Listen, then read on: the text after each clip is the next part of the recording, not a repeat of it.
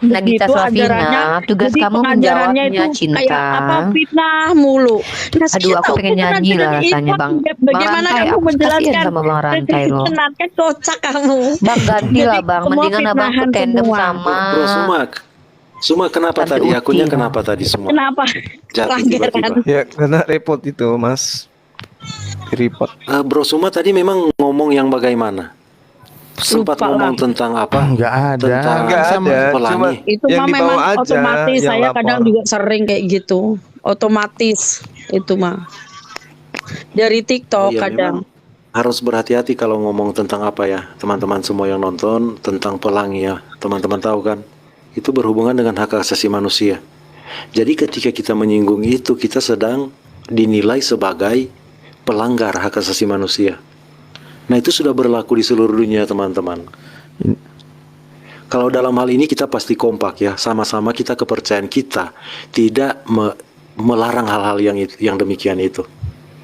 Sama Ya, di itu Islam, di dalam Kristen buat saya tahu sama. para netizen, tolong jangan main report lah ya. Kita sedang berdiskusi baik ini. Ya Allah, selanjutnya gimana ini? Waktunya Muslim bertanya kayaknya. Oh, kita dong nanya. Jadi ini bro begini ya bro. Ini ya bro begini ya bro. Gimana kalau menurut saya gimana ya, teman-teman Muslim ini memang sudah tidak bisa menjelaskan hubungan antara Jangan dulu, perintah sayang. Tuhan Allah Kita Israel belum jawab. dengan iya kan saya sudah tuntutkan saya dari awal itu terus yang saya kejar hubungannya Ya, ini kita bertanya tentang loh sekarang dulu. penyucian darah ini. Host, Nah, ini kan saya nggak bilang gimana? host sih, narsum Kristen, Bang Rantai. Ini saatnya Muslim bertanya selama 2 menit. Nanti Anda menjawab selama 4 menit atau iya 4 menit bener. Karena tadi kesepakatnya tetap 4 menit. Oh, ini sudah berapa putaran dari awal, teman-teman? Sudah berapa putaran? Kalau dari awal saya udah lupa ini karena Ini Cemplo putaran ini kedua. Anda sudah bertanya 2 kali, Itu kami Mas. baru 1 kali. Oh, Jadi sudah 2 kali kita bertanya. Iya. Oh, Iya. iya. Tadi 1 Anda kali yang lagi pertama, pertanyaan kedua dari ibu ini, kemudian saatnya kami yang bertanya. Muslim Yang bertanya, kedua kali. betul. Iya. Oh, ini terakhir ya. Soalnya untuk saya mengejar lagi jawaban kan memang teman-teman Muslim tidak bisa menjawab lagi kan hubungan yang saya tuntut Kami dari sudah awal. Ya. menjawab. Konsep yang diajarkan oleh Tuhannya Yahudi itu adalah bertaubat. Tidak ada itu Kalau darah Muslim bisa manusia. menjawab mah nggak perlu bertanya mulu. Pertanyaannya nanti Bang Juma turun juga Muslim bertanya mulu. Lu kalau bisa menjawab Bang Juma, Muslim nggak pernah akan mau bertanya mulu, Nagita bertanya Slavina, dijelasin, bertanya lagi, sembelih bertanya dan diam lah. bertanya mulu. Malu. Beragama hanya untuk bertanya, udah kayak Aduh. orang tersesat aja. Pantas kalau kamu di murtad dalam, Cemplo-nya. apa Aku ya, bersyukur teman-teman, kamu di murtad dalam- Cemplo. Alhamdulillah Saya ya Allah. puasa, kamu Munafik lah, Rifa selalu bilang Bangga di aku mulutnya loh, itu Cemplo, kayaknya kau sosok bener aja malu lu. aku kalau kau jadi orang Islam, malu aku serius. Malu aja lah, iya lu. Oke, Cemplo, kita kalau teruskan mau lagi jadi sesi komentator, terakhir Orang kalau mau nggak jadi waras komentator, semua ini. tutup aja mic-nya, Iya. tutup aja mic-nya. Silakan Kayak komentar ODGJ kami yang loh, sedang Bro. gitu. Vlog ya udah Heeh. gini loh, vlog. Sambil guling-guling juga nggak apa-apa kalau tutup mic. Dah, silakan. Ya, Saatnya selanjutnya kami pihak bertanya, Muslim bertanya. saatnya kami bertanya. Kami nggak Betul. bertanya. Oke, dengarkan ya, dengarkan. Al-Quran menguraikan seperti ini. Bismillahirrahmanirrahim. Walikulli ummatin ja'alna mansakan liyaskurusmallah ala ma razaqahum min bahimatil an'am. Dan bagi setiap umat telah kami syariatkan penyembelihan kurban. Jadi semua umat itu Tuhan sudah syariatkan penyembelihan kurban. Kurbannya bukan manusia, apalagi Tuhan. Tapi kurbannya itu adalah hewan. Nah, dari mana Kristen mendapatkan ilmu kemudian untuk menyembelih manusia, untuk menebus dosa manusia? Itu ilmunya dari mana? Di mana di dalam perjanjian lama dikatakan bahwa Tuhan akan datang bunuh dirinya di atas tiang salib demi untuk menghapus dosa. Karena yang saya lihat, yang saya uraikan tadi kepada saudara, apabila seorang anak berdosa kepada bapaknya, maka anak ini yang harus bertaubat kepada bapaknya, bukan bapaknya yang harus mati agar dosa anaknya itu dihapuskan. Sementara yang ada di dalam agama Anda, agar manusia itu dosanya dihapuskan, sang Tuhan harus mati. Ini ajaran dari mana ini? Tuhan mati supaya menghapus dosa hambanya. Tolong jelaskan ke saya, di mana perjanjian lama menjelaskan Tuhan pencipta langit dan bumi menjelma menjadi manusia untuk membunuh dirinya di atas tiang salib melalui tangan hambanya agar dia menghapuskan dosa hamba-hambanya. Itu di mana tertulis?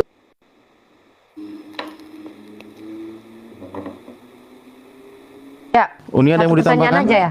Ada, itu tolong dong. Lukas pasal 7:47, Yesus lupa ya kalau segala sesuatu harus disucikan dengan darah. Kenapa dia mengampuni dosa tanpa membuang-buang darah dulu? Atau jangan-jangan Paulus yang berbohong nih, Ibrani 9:22.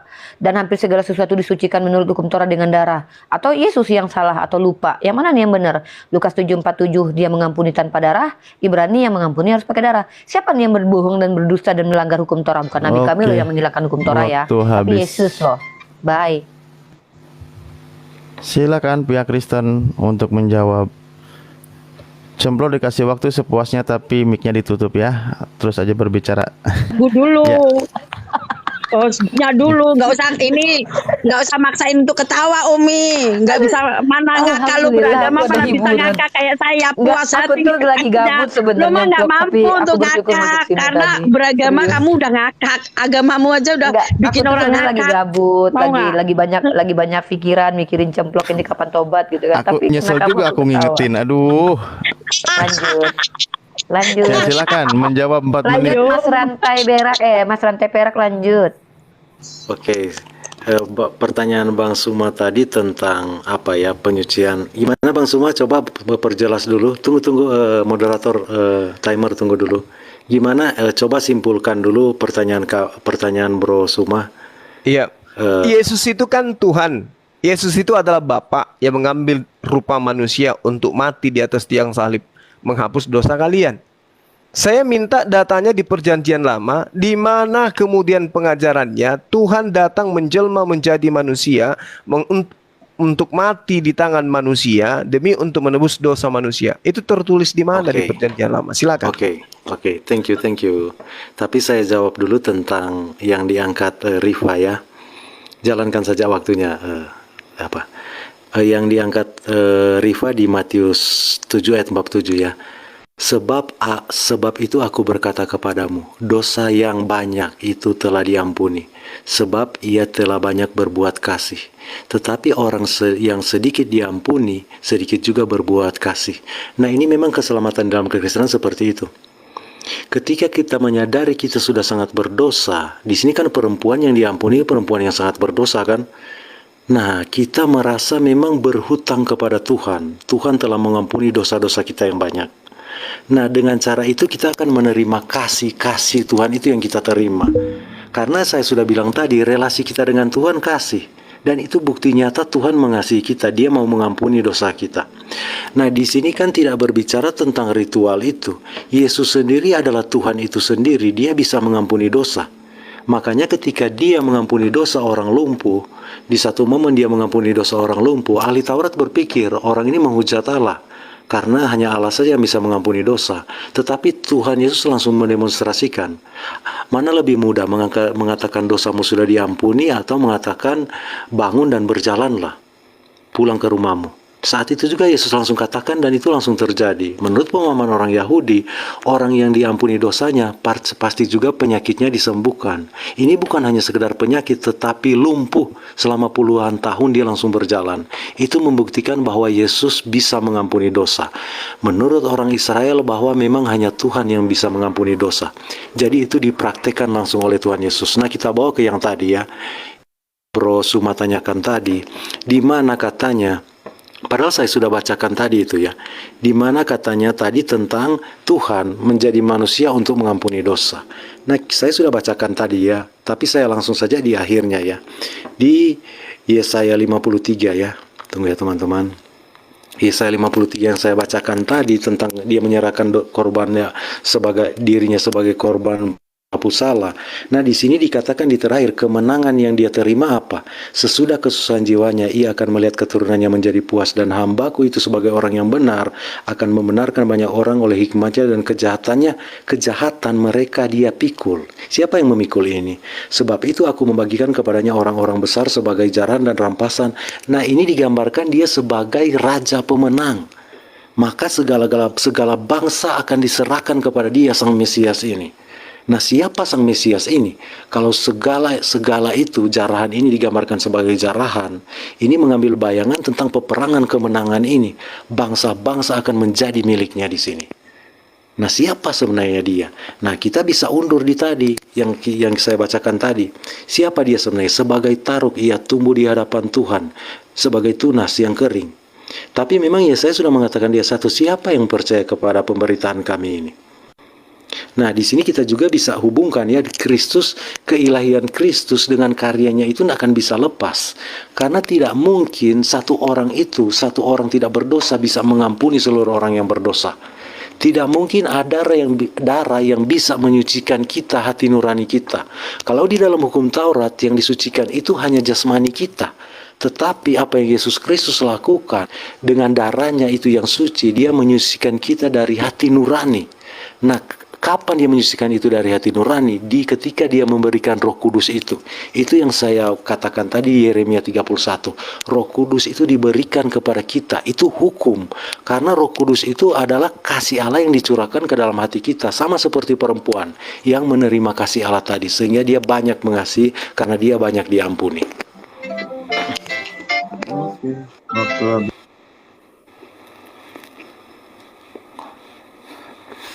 Ya, 3 menit untuk menanggapi. Waktu akan berjalan. Muslim ya, Siapa dong? Bang Zuma dulu.